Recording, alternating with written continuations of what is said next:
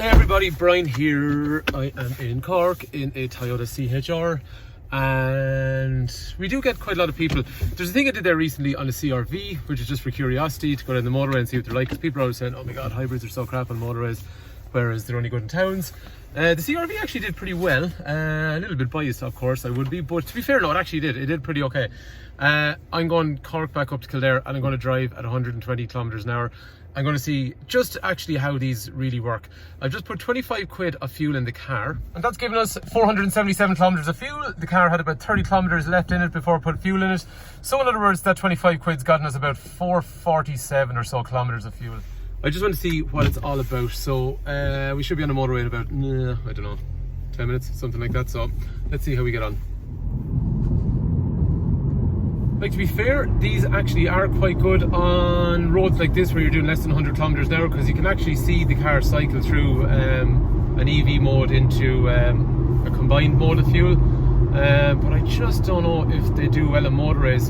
The CRV is brand new engine, so maybe it has a bit of an advantage over this one. The CHR is probably a little bit longer, this 1.8. But anyway, let's see what happens. There has to be some merit in these Toyota hybrids, because at the time of this video, the best-selling car in Ireland actually is the Toyota Corolla hybrid. But I've done a reasonable amount of research on this over the last while, and I still find that petrol and diesel cars still make the most sense, because the extra money you're paying on hybrid stuff, you don't get it back. That's what I'm finding. So anyway, my intention is not to do a hatchet job on Toyotas here or anything like that. Actually, this car here, it is a lovely car and we will need to sell the car, and there's going to be a certain client that it's going to suit.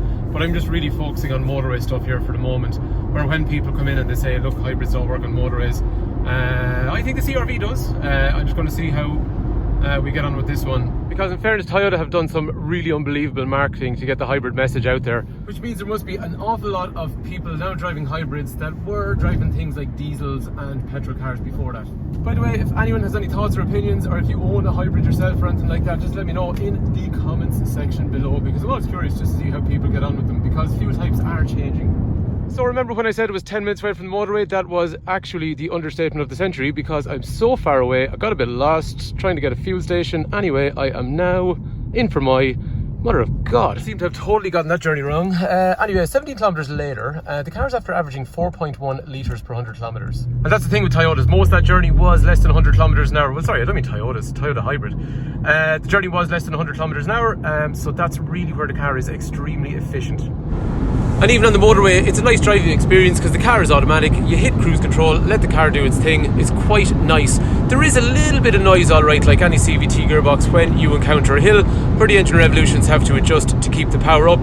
But other than that, it wouldn't bother me at all. It is actually a very, very comfortable car to sit in and drive. 10 kilometers down the motorway then, I'm looking at the fuel efficiency here. We were at 4.1, oh dear, we are at 5.7. But having said that, look, we are doing 120 kilometers an hour. If it was to stay at that kind of area, I would be quite happy, and I would deem that car definitely a good alternative to a diesel vehicle if you're looking for something in the hybrid setup. Just after crossing into Tipperary, we have been on motorway for about 24 kilometers. The car's up to about 6.3 litres per 100 kilometers. To give you a bit of perspective, if it was a really good diesel car, I would imagine that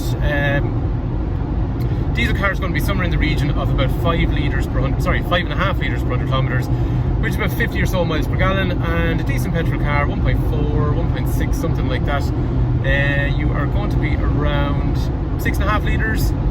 That is about kind of 40 odd miles per gallon, something like that. So the way it's kind of going, I think we're going to end up around 7, which is going to put it into a normal petrol car kind of setup. But 75 kilometers done, we're up to about 6.9 litres per 100 kilometers. As you see, the battery, because people used to say it's only working in petrol, customers that came in randomly, they're saying the car was only working in petrol mode at these kind of speeds. But according to this here, the engine is producing power, and the battery is also, so the hybrid setup is working, but we're up at 6.9 litres, which means we're going to be up to around 7, which in my opinion, petrol car is going to do the same thing. Diesel car is going to be a lot better. So, you know, yeah, there probably is some merit for anyone that's doing motorway driving quite regularly. These are actually the wrong car. That's not to say that you can't buy a car like this and use it on a motorway, but it just means that you have to modify your driving style to suit it, which means you may need to travel at a slightly slower speed to get a more efficient sort of response from the car. Back in the garage, and we did Well, actually, here's the thing, right? We've covered about what, 180 kilometers, something like that. Car's used about half a tank of fuel, which means it's pretty empty. So let's say we ended up with, I think, 3/4 of a tank from empty when I put it in. So half a tank of fuel cost 25 quid. So we've used 2/3 of that. 2/3 of 25, which is what, 8, 16, 24. So about 16 or 17 quid to get back up from North Cork. And we averaged 7.1 litres per 100 kilometers. So in my opinion, if you're on a motorway, unless you want to drive slower or you're not on a motorway very much, but sorry, actually, if you're on a motorway a lot, this is definitely the wrong car. It does not work. So there's no point in trying to force it. The diesel car still makes more sense for you. And a good petrol car would actually have a go at a similar kind of figure, in my opinion. But anyway, but that's not a deep discount from these cars. They are a really nice car, under 100 kilometers an hour. They're really good on fuel, and it's a nice spec car and all that kind of stuff. I was just more examining when people used to come in and say, "Oh, those hybrids don't work on motorways." This one doesn't seem to. Now, I do know with the new Toyotas, they do have a 2-litre engine. It might be better, and I did find the 2-litre Honda better, and I know that's all biased, but I actually did. Anyway, I thought it might be interesting. Someone might get some use. If you have any ideas or opinions, let me know in the comment section below. If you think the video is useful, please do like and subscribe, because it lets me know it's useful. Thanks for taking time to watch.